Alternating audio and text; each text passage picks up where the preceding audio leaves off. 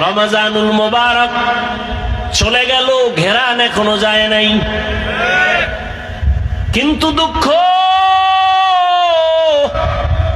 মুসলমানের সন্তান রাস্তাঘাটে স্বাধীনভাবে চলে আর গান বাজায় আর বলে, হাজার বছরের মনে হয় যেন এবার ঈদের আনন্দ করেছি, আর একটু যদি ভালো হইতো ওপেন মেয়ে দিয়া রাস্তাঘাটে অবাধে জেনা করতে পারতো, তাহলে মনে হয় আরো আনন্দিত হইতো।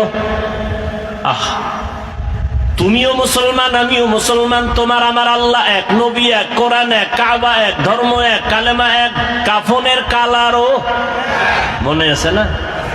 মহিলাদের 5 কাফন, পুরুষের কয় কাফন? 3টা, সব এক। কবরের সাইজও নাকি আপনাদের এলাকার কবর এক হাত বড়?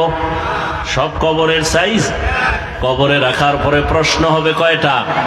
তাও আমাকে যেই প্রশ্ন আপনাকে একই প্রশ্ন, বাবার প্রশ্ন ছেলে মেয়ের প্রশ্ন এক, শিক্ষকের যেই প্রশ্ন ছাত্রকে একই প্রশ্ন, মুমিনকে যেই প্রশ্ন বেঈমানকে সেই একই প্রশ্ন। রবের পরিচয় দাও, ধর্মের পরিচয় দাও, রাহমাতুল লিল আলামিনের পরিচয় দাও। কবরের প্রশ্নটাও এক। তাহলে আপনার আমার আল্লাহ এক, নবী এক, কোরআন এক, কাবা এক, ধর্ম এক, কালেমা এক, কবর এক, কাফন এক, প্রশ্ন এক। পোশাকটা কেন আলাদা? পোশাক কেন আপনার নবীর তরিকায় নাই? কেমন মুসলমান আপনি যে আমি টুপি খুলতে চাই না, লজ্জা। আর আপনি কেমন ভিআইপি মুসলমান যে টুপি দিতে চান না, লজ্জা। আমি দাড়ি কাটতে চাই না, লজ্জা। আপনি কেমন মুসলমান যে দাড়ি রাখতে চান না, লজ্জা। আমি দাড়ির ওয়াজ করলে আপনার কষ্ট লাগে। সেদিন এক জায়গায় গেলাম, কয় হুজুর আপনাকে ওয়াজে আসতে অনেকে বাধা দিছে কেন? আপনি দাড়ির ওয়াজ বেশি করেন। আমি বললাম 3-4 বছর ধরে তুই ওয়াজই বাদ দিয়ে দিলাম। দাড়ির ওয়াজ কঠিন ওয়াজ তো হাদিসে আছে, এত কথা তো বলি না। যারা দাড়ি ছোট করে রাখে, যারা পুরা ক্লিন করে, দোনো দলের গুনাহ সমান। দোনো দলের গুনাহ সমান। কবিরা গুনাহ কত টাইম? বলে 24 ঘন্টা ঘুমায় থাকলেও গুনাহ। বাইতুল্লাহর গিলাপ ধরে যদি কয় লাব্বাইক লাব্বাইক, দাড়ি কাটার গুনাহ লেখা বন্ধ নাই, অল টাইম কবিরা গুনাহ, কবিরা গুনাহ, কবিরা গুনাহ, কবিরা গুনাহ। তওবার সুইচ না দিলে ওই গুনাহ লেখা বন্ধ হবে না। আল্লাহ হেদায়েত দান করুন। আমি মসজিদে না ঢুকলে লজ্জা পাই, আপনার ঢুকতে গেলে লজ্জা হয়। আমি পর্দা না করলে লজ্জা পাই, আপনি পর্দা করতে গেলে লজ্জা পান। আপনি ভিআইপি মুসলমান। আল্লাহ হেদায়েত দান করুন। এত বয়ান, এত বয়ান, এত বয়ান, রোজার মাসটা না যাইতে বয়ান। ওরা তো আরো 3-4 দিন আগে আনছিল। আমি চিন্তা করলাম মাঠে ঢুকার সময় ওরা 3-4 দিন আগে যদি আইতাম তো আরো কত মানুষ। ঈদের সময় কত আনন্দ, শ্বশুর বাড়ি, বেআই যাবে বেআইনের বাড়ি, আগের থেকে ওয়াদা দেওয়া, জামা কাপড় সব রেডি করা, সেখানে কত আনন্দ, শালি দুলা ভাইয়ের আনন্দ, সেটা এক অপরিসীম অকল্পনীয় আনন্দ। এ বাদ দিয়ে আইব অজে 3 দিন আগে আইলে তো পাওয়াই যেত না আল্লাহর বান্দাদেরকে। সব আত্মীয় স্বজনের বাড়ি আনন্দ মিছিল আছে। আজকে কিছু পাইছে, কেমনে কেমনে আইছে আল্লাহ ভালো জানে। আল্লাহ সবাইকে হেদায়েত দান করুন। ভাই মনে তো ভাবি আমরা বড় কামিয়াব হয়ে গেছি। কঠিন, বড় কঠিন। আপনি একটু চিন্তা করেন তো, আপনি চরমনের মুরিদ, তাবলিগওয়ালা, দেওবন্দি, সারসিনার মুরিদ, আপনার ছেলে মেয়ের অবস্থা কি একটু খেয়াল করেন তো। আপনি যে নিজেরে মহা বড় মনে করতেছেন, খুব সফল মনে করতেছেন, আপনার মাইয়া বলার হিসাব লন তো কি, ওদের হালাত কি, আপনার সংসারের হালাত কি, আপনার ব্যবসার হালাত কি, আপনার ফুল ফ্যামিলির কি অবস্থা, রসুলের আদর্শ কই, তারা কই। জিন্দেগি মে বন্দেগি তু করনা হে, जिंदगी में बंदगी तू करना है जिंदगी बे बंदगी शर्मिंदा है जिंदगी बे बंदगी शर्मिंदा है यहाँ हम सब मुसाफिर दिल ना लगा अहले दिल की नजर से रूह करता जा यहाँ हम सब मुसाफिर दिल ना लगा अहले दिल की नजर से रूह करता जा शाह दौलत सब फकीर गर नेक ने शाह दौलत सब फकीर गर नेक ने जिंदगी में बंदगी तू करना है जिंदगी में बंदगी तू करना है जिंदगी बे बंदगी शर्मिंदा है जिंदगी बे बंदगी शर्मिंदा है जिंदगी में बंदगी कुन बंदगी बंदगी बे जिंदगी शर्मिंदगी খারাপ লাগে আপনাদের উঠা বসা করলেই কিন্তু আমি হাত দুইটা উঠায় ফেললে শেষ এবছরের জন্য বিদায় চিল্লাইলো আর হাত নিচে নামবে না খুব সাবধান উঠা বসা করবেনই না করলে আমি মোনাজাত দিয়ে দেব কারণ আমি বুঝে নেব যে বয়ান এখন ধৈর্যের বাইরে চলে গেছে সে আমাকে ইশারা দিতেছে দ্রুত মোনাজাত দেন আর যদি বসে থাকেন আপনাদের দোয়া পাওয়ার জন্য আমি সময় দিব ইনশাআল্লাহ মাদ্রাসার ভর্তি চলতেছে ওখানে অল টাইম থাকা লাগে এই ফাঁকে ফাঁকে সময় দেই আল্লাহ পাক পছন্দের ছাত্রের ব্যবস্থা করে দেন এরপরে আরেক প্যারা মাথার ভিতরে 20 কোটি টাকার জায়গা মাদ্রাসার নামে নিয়েছে অনেকে দেখেছেন দোয়া চাই দোয়া ছাড়া আর কিছুই নেই আল্লাহ কুদরতের দ্বারা ব্যবস্থা করে দেন অনেক অর্থের প্রয়োজন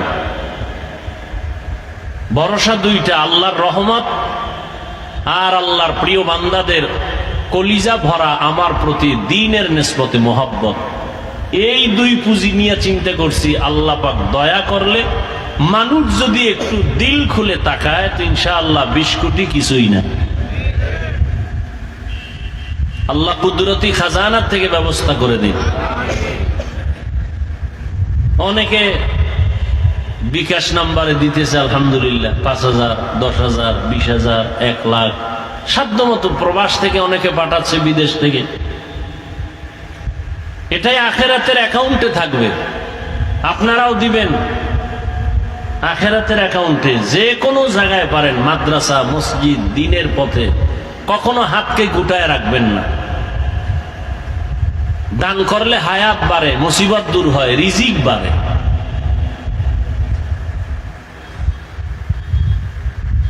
এত বয়ানের পরেও কেন আমাদের আমলের খাতা শূন্য একমাত্র কারণ আল্লাহর আদালতে দাঁড়াইয়া হিসাব দেওয়ার ভয় নেই এই জন্য আল্লাহ বারবার বলেন আমাকে ভয় করো আমাকে ভয় করো আমাকে ভয় করো ইয়া আইয়ুহাল্লাযীনা আমানুত্তাকুল্লাহ ও মুমিন আমি আল্লাহকে ভয় কর ওয়াল তানজুর নাফসুম মা কদ্দামাত লিগাদ সামনের জীবনের জন্য কি সম্বল সঞ্চয় করেছো হিসাব মিলাও ওয়াত্তাকুল্লাহ আল্লাহ বলেন আবার আমাকে ভয় কর ইন্নাল্লাহা খাবীরুম বিমা তা'মালুন তোর সব কাজের খবর আমি আল্লাহ অগ্রিম জানি কি কাজ নিয়ে কবরে রওনা দিলা? কয়দিন আর হায়াত? মহামারী করোনায় লাশ আর লাশ, ডেঙ্গুর ভেতরে লাশ, এমন একটা দিন নাই মরণের খবর নাই। গাড়ির নিচে লাশ, পানির নিচে লাশ, ঘুমের বিছানায় লাশ। মনে করছিলাম বুড়া মানুষটা আগে মরে যাবে, জুয়ানেরা কয়েকদিন পরে মরবে, কিন্তু ইদানিং কালে যত লাশ, বেশিরভাগ যুবকদের লাশ। এরে আমার কলিজার যুবক,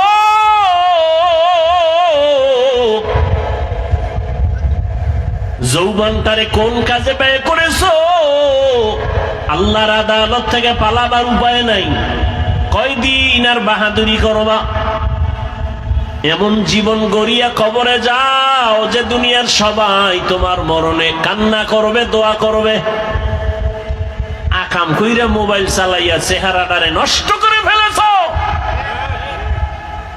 চেহারার দিয়ে তাকাইলে মায়া লাগে না, অথচ যুবকের 40 বছর পর্যন্ত চেহারা নষ্ট হবে না, কোনো ক্রিম লাগবে না, মেডিসিন লাগবে না।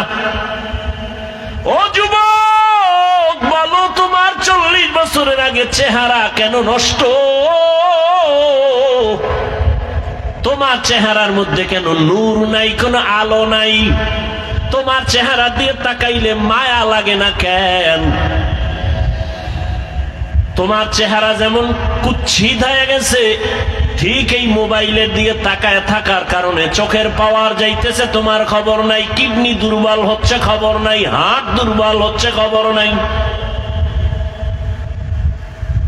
মোবাইলের কারণে লেখাপড়া শেষ, তোমার খবর নাই। মোবাইলের কারণে তোমার চরিত্র ধ্বংস, খবর নাই। বিয়ে টিয়া করিস না জীবনে, বউয়ের হক আদায় করতে পারবি না, সেখান থেকে আবার অভিশাপ আসতে থাকবে। রাগ করিস না, যেগুলো দরকারি এটি বলতেছি। রাগ করো কেন? অন্যায় করছো, অনুতপ্ত হও, তওবা করো।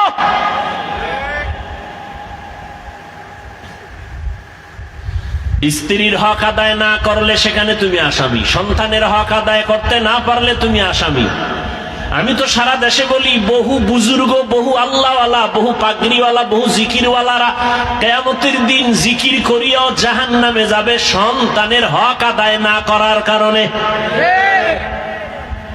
মাঝে মাঝে বলি, ওই তাবলীগওয়ালা, ওই পীরের মুরিদ, ও মক্কার হাজী, তোমার ইমানের পাওয়ার কত? কয়টার পাওয়া যাবে মাইয়া বলার বিবাহের সময়। হাজী সাহেবের ইমানের পার্সেন্ট কত? কয়টার পাওয়া যাবে মাইয়া বলার বিয়ার সময়।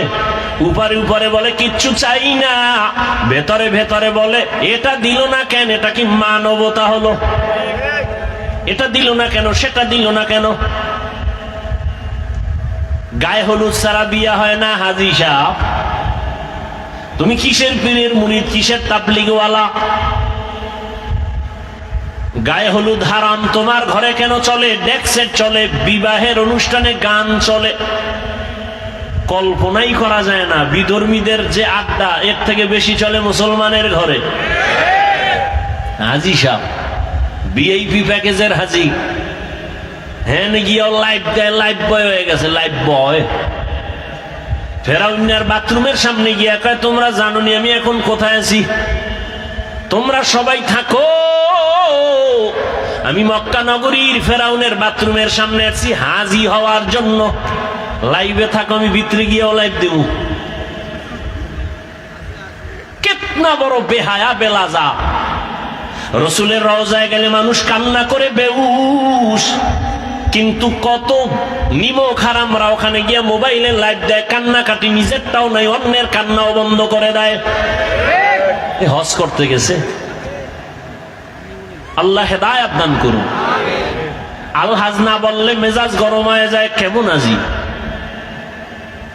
রসুলের সহিহ হাদিস বলার সময় নাই। কিয়ামতের দিন নিরেট আলেম জাহান্নামের হ্যান্ডকাপ লাগাই দিবে আল্লাহ। নিরেট, ওনার আলেম হওয়াতে ভেজাল ছিল না। দুনিয়ার সব মানুষ বলবে ভালো আলেম, কিয়ামতে আল্লাহ বলবে রে জাহান্নামের হ্যান্ডকাপ লাগা দাও। ফিলিস্তিনের জমিনে যুদ্ধ করে শহীদ।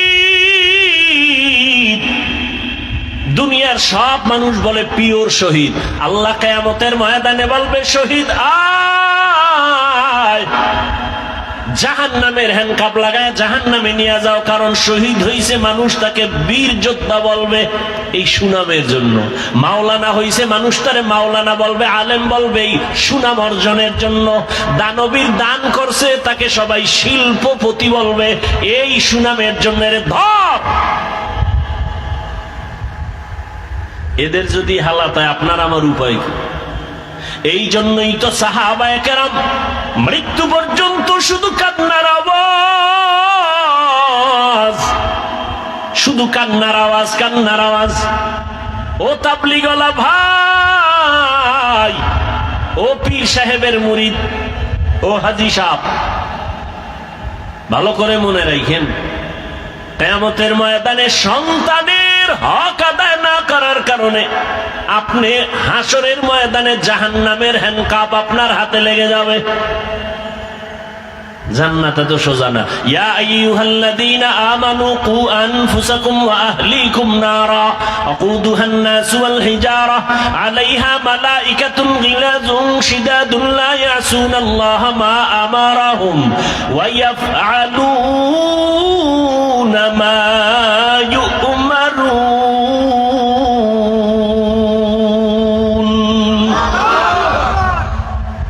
জাহান্নাম থেকে আগে নিজেকে বাঁচাও, তোমার আহালকে বাঁচাও। নিজে বাঁচলে হবে না, আহালকে বাঁচাও।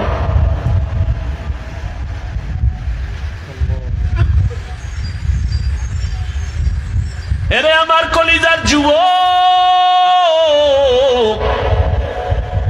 আমি এতক্ষণ চিল্লাইতেছি, একবারও বলি নাই তুমি তাবলীগে না গেলে জাহান্নামে যাইবা, বলছি?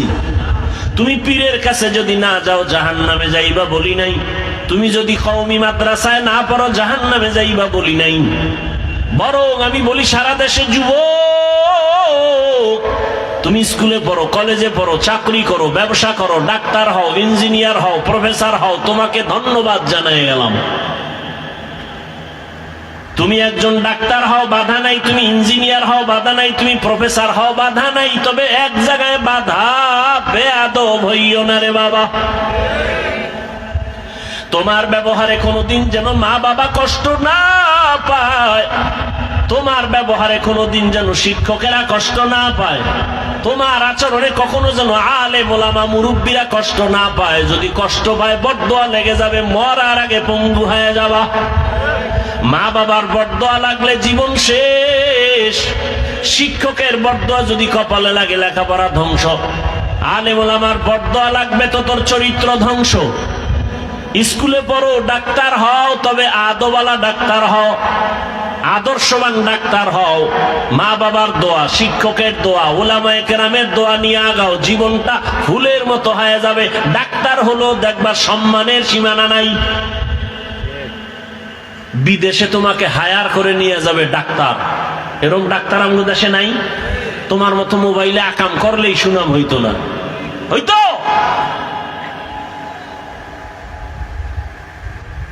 আল্লাহ হেদায়েত দান করুন। জীবনে কি অর্জন করলা? মা বাবার সাথে বেয়াদবি, শিক্ষকের সাথে বেয়াদবি, আলেমদের সাথে বেয়াদবি, বন্ধুদের সাথে বেয়াদবি।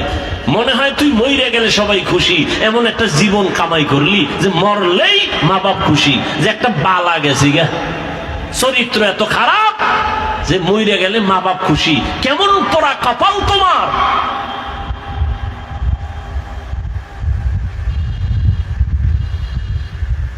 এরে পর্দার আড়ালের আম্মা জানেরা, বোনেরা, ভালো করে শুনেন। আপনাদের লাইনে কত মা, কত বোন এখনো আছে পর্দা করে, স্বামীর মাল হেফাজত করে, মোবাইলে সময় নষ্ট করে না, এমন মহিলা নাই? আম্মা জানেরা, আপনারা কেন পারেন না? ও আমার কলিজার যুবক,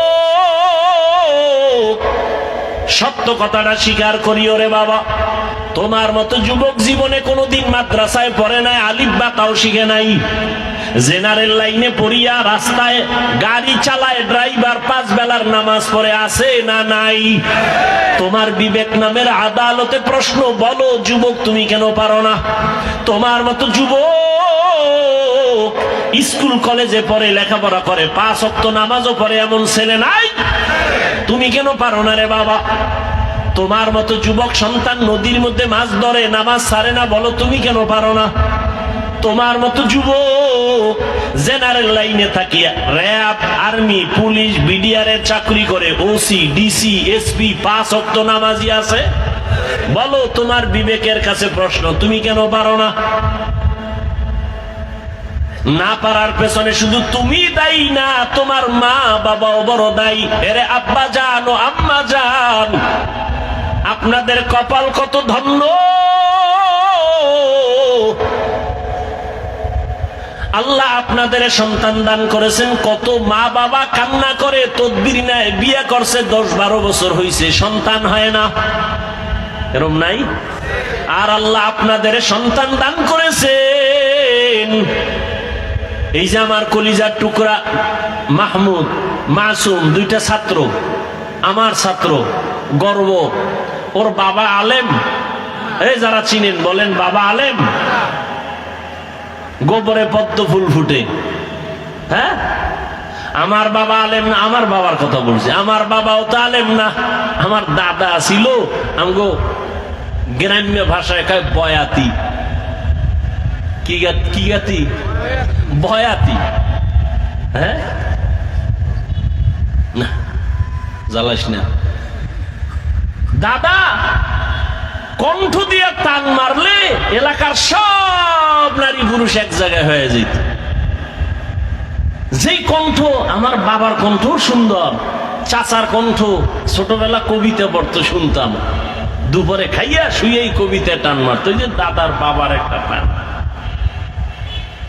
চরমনার জমিনে ঘুমান্ত সৈয়দ ইসহাক রহমাতুল্লাহ আলাইহির হাতে গড়া কলিজার টুকরা কেওড়া বুনিয়ার পীর আব্দুর রশিদ রহমাতুল্লাহ আলাই, তার নেক নজর লাগছে, ছোঁয়া লাগছে তো দিনের আলো কলিজায় ঢুকে গেছে। আমার বাবা আলেম যদিও হতে পারেন নাই, কিন্তু 3টা সন্তানকে আলেমের রাস্তায় নিয়ে আসছেন। এটা কি চরমনাই কেওড়া বুনিয়ার অবদান না? তোমাকে অ্যালার্জি কেন? এই চরমনাইয়ের সোহবতে থাকার কারণে হাজারো সন্তান, বাবা দুনিয়াদার, সন্তান দিনের পথে আসছে। মিথ্যা কেন বিরোধিতা করো? নিমক হারাম, বিরোধিতা কেন করো?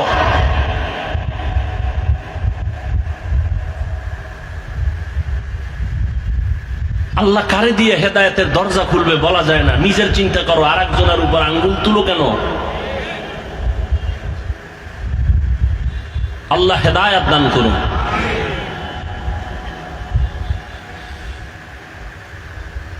এরে নবীর উম্মত, ওরে পর্দার আড়ালের আম্মা জান, আপনার জীবনটা কতই যে ধন্য। আপনারা নবীদের মায়ের মতো দামি মা, জমিনে কোনো মা নবী না, তবে সব নবীদের মা আপনাদের মতোই মা। এরে আম্মা জান, এই মোনাজাত দিয়ে এলাম, কি ইশারা দিয়ে কি কয়? উডার দরকারটা কি? চাপ বেশি? ভাইরা আমার, আল্লাহ হেদায়েত দান করুন।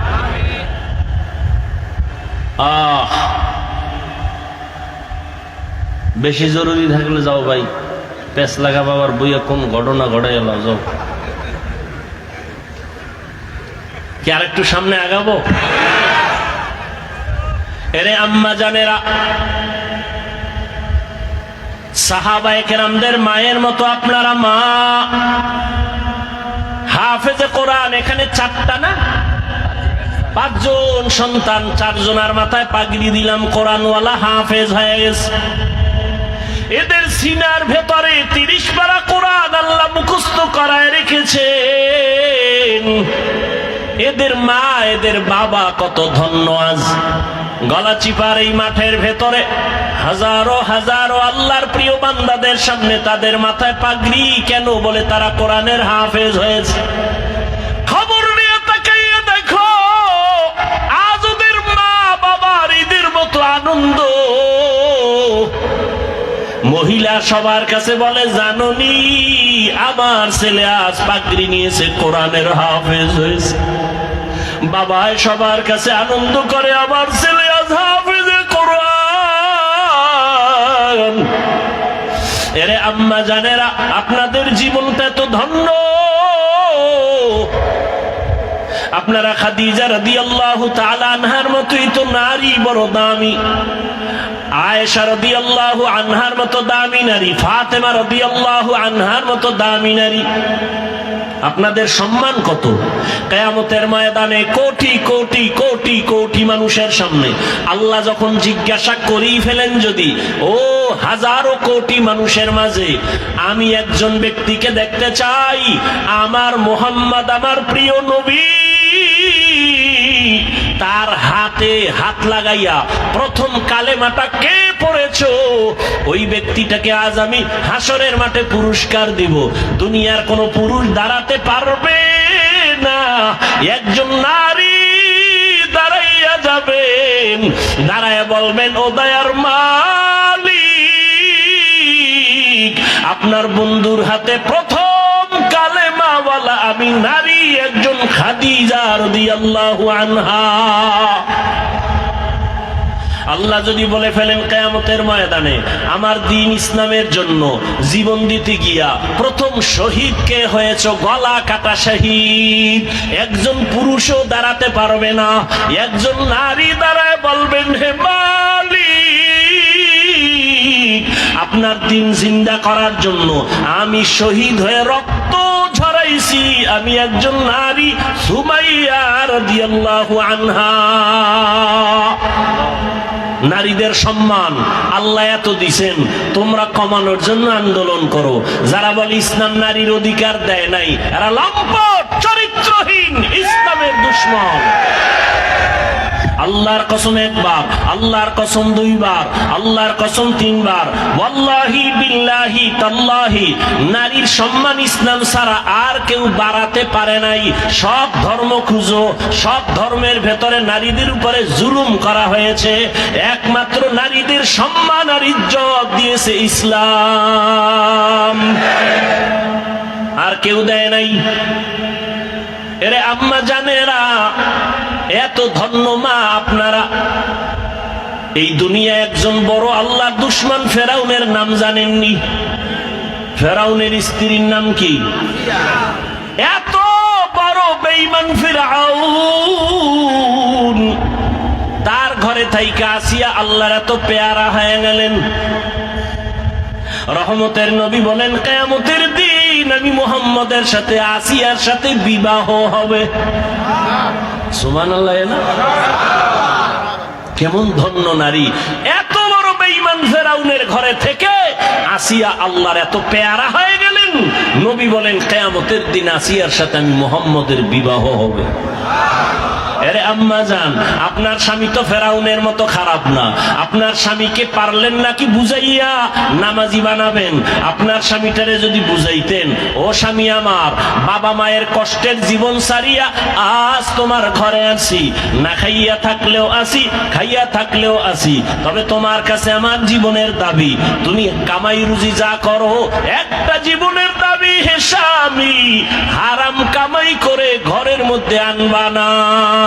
হারাম খাইয়া নিজের রক্ত নাপাক করব না, হারাম খাইয়া সন্তানের রক্ত নাপাক করব না। মা যদি সব স্বামীদের বুঝাইতেন, কোন স্বামী হারাম টাকায় ব্যবসা করত না। আল্লাহর ভয়, তাকওয়া আল্লাহর মহা একটা সম্পদ, যার অন্তরে ঢুকবে সে বিনা হিসাবে জান্নাতি। কার ভয়? আল্লাহর ভয়। ওমর ফারুক রাদিয়াল্লাহু তাআলা দিনের বেলা মানুষের বিচার করেন, রাতের বেলা ঘুরে ঘুরে মানুষের কি হালাত গোপনে গোপনে দেখেন। ঘুরতে ঘুরতে ওমর বাগানের ভিতরে ঢুকলেন, পাহাড়ের পাশে দেখে বাতি জ্বলে, রাতের বেলা বাতি জ্বলে। ওমর গিয়া কাছে দাঁড়ায় দেখে একটা ভাঙা ঘর, ঘরের মধ্যে নারীদের আওয়াজ, দুই নারী, একজন মা আর একটা মেয়ে। মা বলে, এই মেয়ে, আগামীকাল গাভীর দুধ বিক্রি করতে নিবি, পানি বেশি দিয়া নিবি। কে কয়? মা কয়। মা মেয়েকে। ওমর কই? মা খবর নেই। অজের আগ্রহ কমে গেছে না? ওমর কিন্তু ঘরের পেছনে দূরত্ব বজায় রেখে গোপনে দাঁড়ায় আছে শুনে। মা বলে, ওই কন্যাকে বলে, মা এই মেয়ে কালকে গাভীর দুধ বিক্রি করতে নিবি, পানি বেশি মিশায় দিবি। মেয়ে কি কয়? মা ওমর যদি শুনে কল্লা কেটে ফেলবে। মা বলে, ওমর তো শুনবে না। মেয়ে ডাক দিয়ে কয়, মা ওমর যদিও শুনবে না, তবে ওমরের আল্লাহ তো শুনবেন। ওমর কই? ঘরের পাশে চুপ করে ওমর চলে গেছে। ওমরে ফারুক রাদিয়াল্লাহু তাআলা আনহু চলে গেলেন। পরের দিন আদালতে বৈশা ওই মেয়ে আর মাকে ডাকালেন। ভয়ে কাঁপতেছে, না জানি আর ফাঁসি হয়। কিন্তু না, হযরত ওমর আদালতে ডাইকা সম্মানের সাথে বললেন, ও ধন্য মেয়ের ধন্য মা, এমন একটা ফুটন্ত গোলাপ আপনার ঘরে পেয়েছেন, আপনার জীবনটা বড় ধন্য। আপনার মেয়েটা এত সুযোগ পাইয়াও আল্লাহর ভয় অন্তরে জমা রাখছে, আল্লাহর ভয়, তাকওয়া। আমি আজ আপনাকে ডাকছি, ভয় নাই, ভয় নাই। আপনি যদি খুশি হন, আমি ওমর চাই আপনার মেয়েটাকে আমার ছেলের জন্য বিবাহের বন্ধনে নিব। মা খুশি না বেজার? মা ডাক দিয়া কয়, আলহামদুলিল্লাহ, খলিফাতুল মুসলিমিন ওমর আমার মেয়েকে তার পুত্র বধূ বানাতে চায়, আল্লাহ কবুল করো। ওই মেয়েটাকে ওমর তার ছেলের জন্য নিয়েছেন, বিবাহের বন্ধনে আবদ্ধ করে দিলেন। এবং এই মেয়ের গর্বের ধারায় আছে আর একটা আকাশের ফুটন্ত চাঁদ, ওমর ইবনে আব্দুল আজিজ। এরে আম্মা জানেরা, কয়দিন আর বাহাদুরি, মইরা গেলে কেউ নামও নিবে না। হ্যাঁ, ভালো ছেলে যদি রাইখা যান, তাহলে ওই ছেলের কারণে আপনিও দোয়া পাবেন। আর যদি ভালো ছেলে না রাখেন, দুনিয়ার কেউ আপনাকে চিনবে না, জানবে না। এরে আম্মা জানেরা, আপনার মতো কত মা এখনো আছে, পর্দা করে, হালাল ভাবে চলে, স্বামীর মাল খেয়ানত করে না, মোবাইলে সময় নষ্ট করে না। আপনি কেন পারবেন না? তওবা করে নেন। ও আমার কলিজার যুবক বাবারা, এখনো সময় আছে, মনটাকে বুঝাইয়া তওবা করো। তোমার মতো যুবক স্কুল কলেজে পড়ে, নামাজি, অভাব নাই, তুমি কেন পারবা না? মনে মনে আল্লাহকে ডাকো, হে মালিক, জীবনে মনের চাহিদা পূরণ করতে গিয়া কত দাড়ি কাটলাম, কত নামাজ ছাড়লাম, বেপরদায় চললাম, কত পার্কে পার্কে ঘুরলাম। আজ থেকে তওবা করতে চাই, আর দাড়ি কাটবো না, বেপরদায় চলবো না, মা বাবার সাথে বেয়াদবি করবো না, নবীজির আদর্শ মানিয়া চলবো, উলামায়ে কেরামের পরামর্শ নিয়ে চলবো, শিক্ষকের দোয়া নিয়ে চলবো। আল্লাহর কাছে খাঁটি মনে যদি তওবা করতে পারো, তুমি ডাক্তার হলেও তোমার জীবনটা ধন্য হয়ে যাবে, ইঞ্জিনিয়ার হলেও তোমার জীবন ধন্য, তুমি প্রফেসর হলেও তোমার জীবনটা বড় ধন্য হবে। ও বৃদ্ধ বাবাজি, আপনার মতো কত বাবারা মসজিদে গিয়া 5 বেলার নামাজ আদায় করে, আপনি কেন পারবেন না? আল্লাহর ধরা বড় কঠিন, আপনি ভুলে গেলে চলবে না।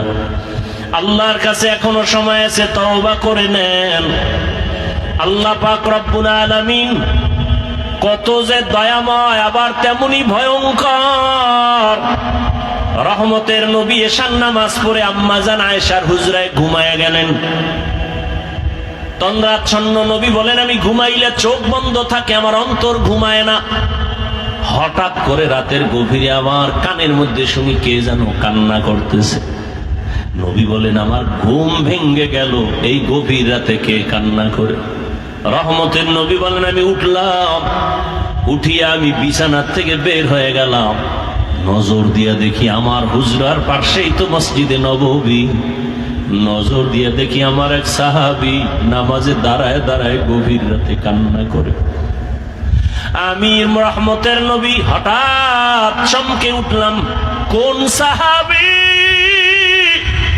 এই গভীর রজনীতে কাঁদে? ভালো করে নজর করে দেখি আল্লাহর পেয়ারা সাহাবী আমার আবু বকর গভীর রজনীতে নামাজে দাঁড়ায় কান্না করে। আমি বাহিরে অপেক্ষমান, আবু বকর হাউ মাউ করে কান্না করে নামাজ শেষ করে বের হয়। আমাকে দেখে আবু বকর আতঙ্কিত হয়ে গেল। আমি প্রশ্ন করলাম, হে আবু বকর, আপনি গভীর রাতে নামাজে দাঁড়ায় কান্না করলেন কেন?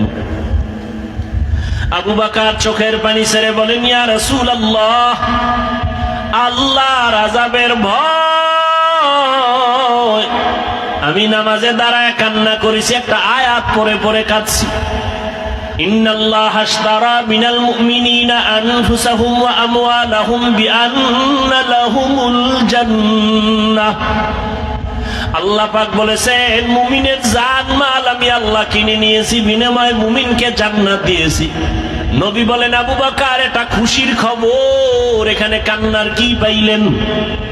আবু বকর বলেন, ইয়া রাসূলুল্লাহ, আপনি জানেন আমি ব্যবসা করি, কাপড়ের দোকান দেই। আজকে সকালবেলা একজন মহিলা আমার দোকানে এসে বহুদিন আগের কেনা কাপড়টা ফিরাইয়া টাকা নিয়ে গেল। আমি প্রশ্ন করছিলাম, মা কেন কাপড় ফিরায় টাকা নেন? মহিলা একটা জবাব দিয়েছে, তোমার দোকানের কাপড় আমার পছন্দ হয় না, এজন্য ফিরাইয়া দিলাম। আমি আল্লাহর এই আয়াত পড়ে কান্না করেছি। আল্লাহ যে বলেছেন মুমিনের জানমাল আমি নিলাম, মুমিনকে জান্নাত দিয়ে দিলাম।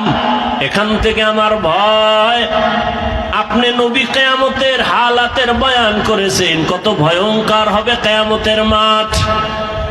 কিয়ামতের ময়দানে নারী আর পুরুষেরা সবাই উলঙ্গ দাঁড়াবে। সূর্যের গরমে মাথার মগজগুলো ভাতের মারের মতো ফুটবে, জমিনটা তামা হয়ে যাবে, জাহান্নামের আওয়াজে মানুষের কান ফেটে যাবে। এমন এক হালাত হবে, ওই হাসরের মাঠে নবীরা যাদের গুনাহ নাই তারাও কান্না করে বেকারার হবেন।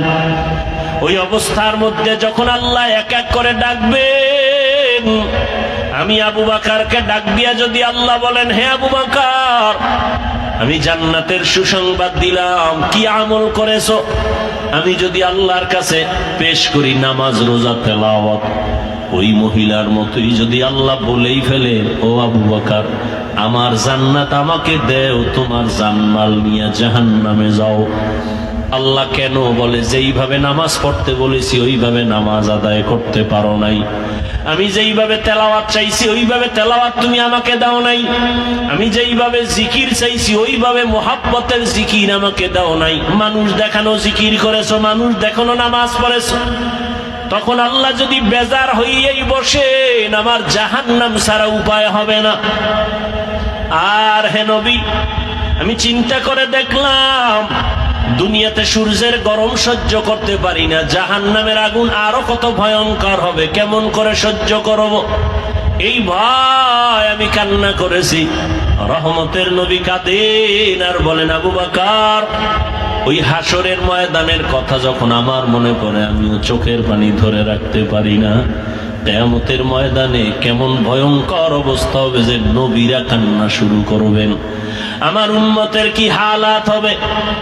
এর এলাকার মুসলমান, হে যুবক, ও পর্দার আড়ালের মা বোনেরা, ও বৃদ্ধ বাবাজি, দুনিয়াতে একটা সূর্যের গরম সহ্য করা যায় না, বেতের বাড়ি সহ্য করা যায় না, মশার কামড় সহ্য করা যায় না।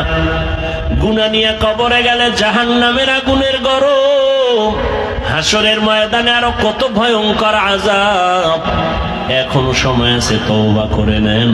মনে মনে আল্লাহকে বলেন, হে আল্লাহ, দুনিয়ার রং তামাশায় সময় তো কম কাটাইলাম না, মন মতো ঘুরলাম ফিরলাম, আর কয়দিন বাঁচবো জানা নাই। এখন থেকে তওবার নিয়ত করে ফেললাম, আর জীবনে বেপরদায় চলবো না, নামাজ ছাড়বো না, দাড়ি কাটবো না, মা বাবার দোয়া নিয়ে চলবো, শিক্ষকের দোয়া নিয়ে, ওলামায়ে কেরামের দোয়া পরামর্শ নিয়ে নবীর আদর্শ মতো চলবো। তওবা করার মতো যদি কারো অন্তর তৈরি হয়, মুনাফিকি যদি অন্তরে না থাকে, খাঁটি তওবার নিয়ত যাদের আছে, দুটো হাত আমার আল্লাহকে দেখাইয়া দাও।